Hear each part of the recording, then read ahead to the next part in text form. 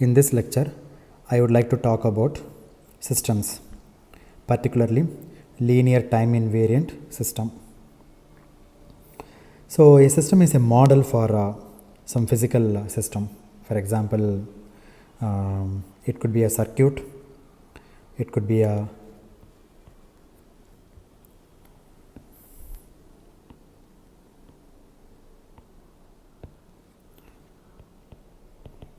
circuit, it could be an electrical circuit, or it could be a radar system, and so on. It could be anything, even it could be a mechanical device. So, we will look at a system in this treatment like a block box. We don't bother what is there inside, simply we call system, and it has a pair of line for input and a pair of line for output. The input is denoted by x of t and the output is denoted by y of t. So, it has an input and it has an outputs. So, when we talk about system modeling, primarily we are trying to understand the relationship between the output and the input of the system. So, when you study the input output relationship of a system, we call a system modeling.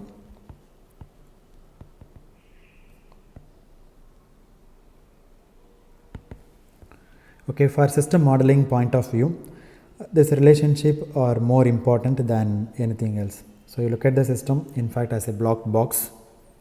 It doesn't matter what it is internally comprised of.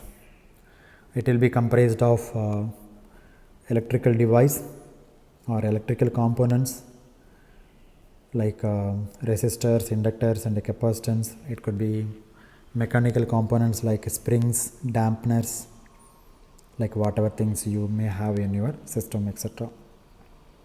So, what we like to understand is how the response of the system in relation to the excitations that may given to it. Now, from this point of view, it is convenient to think of the system as an operator. Okay, so y of t is some operator on x of t. Therefore, the operator h operates on x of t to produce an output y of t. Now, under certain conditions, the operator h is said to correspond to a linear time invariant system. So, in short form, we call LTI systems. Okay, are the kinds of systems which will be of great interest to us. Most of the time, we will be talking about LTI systems rather than time varying systems or non-linear systems. Okay, it doesn't imply, of course, that the communication engineers do not deal with the systems which are not linear or which are not time invariant, but predominantly we will be interested in linear time invariant system. Okay, a large part of our treatment will be devoted to handling LTI systems.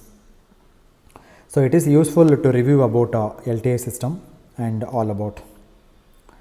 A system is linear. First, let us talk about the adjective of linear. Linear, if it satisfies the superposition principle. In other words, linearity implies that if the system responds to a signal x1 of t to produce an output y1 of t, right, and the same, you take the same system, give the input as x2 of t and a response to y2 of t. First, give the input x1 of t and the system gives y1 of t, gives rise to. You take the same system, but now you change the input x2 of t. Now, at this time it is producing y2 of t. Now, then excite the system with the linear combination of these inputs. You take the same system. Now, instead of x1 of t alone or x2 of t alone, you take the linear combination. Let us say alpha times x1 of t plus beta times x2 of t. Then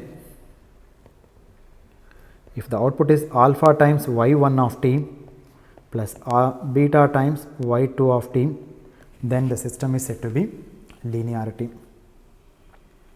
Okay, so if we give 0, then the output should be 0. If we give x1 of t, the output should be y1 of t. Okay, if we give x2 of t, the output should be y2 of t. If you give the linear combination alpha times x1 of t plus beta times x2 of t, then the output is alpha times y1 of t plus beta times y2 of t. Okay, so the system should satisfy the homogeneity properties. That means if the input is 0, the output the system output is 0, that is called 0, that is called homogeneity. So whenever you want to check whether the system is linear, the very easy step to verify is apply 0 input and see is there any output. Then if the homogeneity conditions satisfies, if the system satisfies the homogeneity condition, then you can go for additivity property. Okay, so that's all about linearity of the system. Then let us talk about time invariant. Time invariant means that the system response is independent of the time of excitation. Whether you give the signal today or tomorrow or day after tomorrow or after 10 years, it produces the same output. Okay, so if x of t gives rise to y of t, and if I delay the signal x of t by some amount x suffix t d, then the output also will be delayed by the same amount. Okay, the response or the output of the system doesn't change even if you delay the signal. Okay, the corresponding amount will be delayed in the output also. So that is the meaning of linear time invariant system. Okay, so all that happens is that the response is correspondingly delayed. In other words, until the input comes, the system does not respond. The system responds only by corresponding delay in the input or in the output. And the next property is, and now let us talk about LTI systems. So linearity is over and time invariant is over. So together we call linear time invariant system. Now from the point of view of describing input output relationship, it is important to understand or important to develop some kind of characterization of LTI systems. This characterization is very easy and can be done by the response of the system to an impulse. Like if the input is del of t and the corresponding output is called a h of t. So this is output due to del of t. Del of t is an input. Now you take the same system. Now the input is like arbitrary input x of t and the output is y of t. Now the system impulse response is h of t. Okay. Therefore this y of t is h of t convolved with the x of t convolution, time domain convolution. Okay. So the unit I mean the delta function unit impulse, okay, the impulse function's response is denoted by h of t. Okay, so therefore the response is usually denoted by h of t. So it is called a impulse response of the system because the impulse is the input of the system. Okay, so h of t is response of the system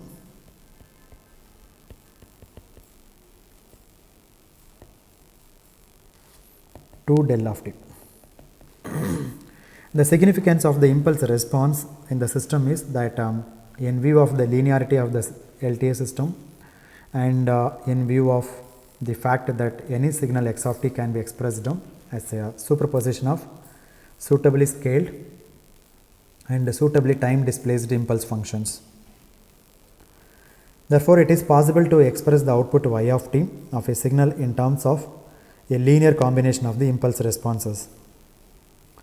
Okay, so this is the expression in terms of convolution relation. Okay, so y of t is equal to x of t convolved with the h of t. So this is equal to minus infinity plus infinity x of tau h of t minus tau d tau, and this is operation is called convolution integral.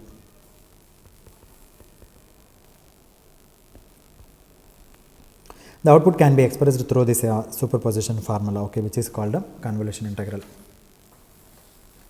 So convolution integral is the manifestation of the superposition property. So this formula comes because of the superposition property, okay. Without superposition property you cannot derive this, okay.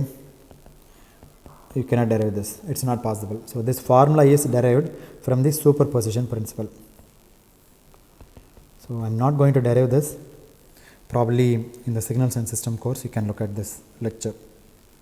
Maybe soon I will upload the lecture on convolution integral and convolution sum. There you can go and verify how this formula comes. Since it is a revision, I cannot now put the exhaustive derivation for how this convolution integral comes. So the convolution operation is usually integrated by a star like this. This is x of t and this is h of t, and this is equal to y of t. Finally, we just note that two other important attributes of an LTI system, that is causality. We say that the system is causal. Of course, this is not a definition of causality. This is a test for causality. What is a test? The system impulse response equal to 0 for t less than 0. It is very easy to look at, but anyway, this is a test for causality, because that means what? You take a system and the output is h of t when the input is del of t, and this output equal to 0 when t less than 0. That means what? Your impulse is located at t equal to 0, and previously there is no input, all are 0. So that means what? When t is less than 0, the input is 0 here. Input is 0 if t less than 0, right? When t equal to 0, you are applying a input which is del of t. At that particular time instant, that is at t equal to 0 only, you should get a non-zero value at the output, or t equal to 0 onwards. T equal to 0 onwards, you should get the output, and that output is not equal to 0. Maybe 0 also sometimes, okay, but it should not give any output when t is less than 0. Such a system is called a causal system. So this is a test for causality. The definition of causality is that the system responds to an input x of t. You can put it like this, like until there is an input, there is no output.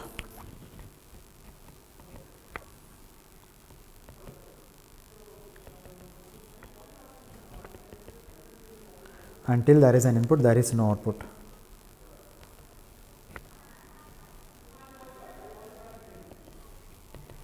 So this is a condition for causality.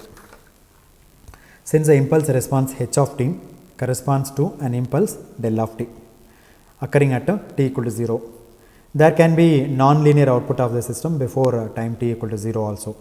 Hence the impulse response, impulse response has to be 0 for t less than 0.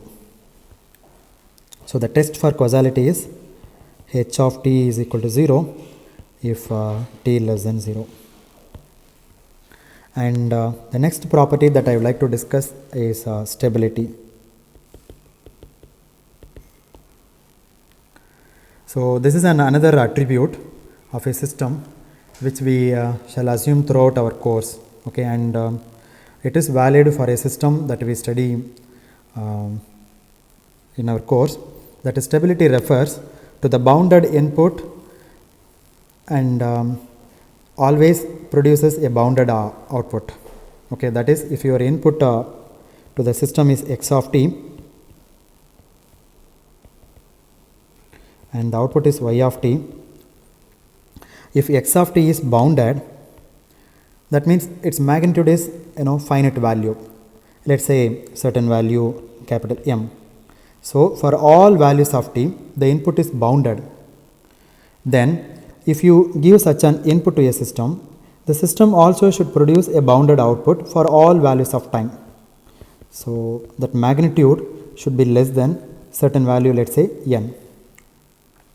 For every bounded input, the system produces a bounded output, then you can say that system is a stable system. Okay. Therefore, x of t is less than m and y of t is less than, say, some n value. So the output y of t will also be guaranteed to be less than some positive value. These are some positive values.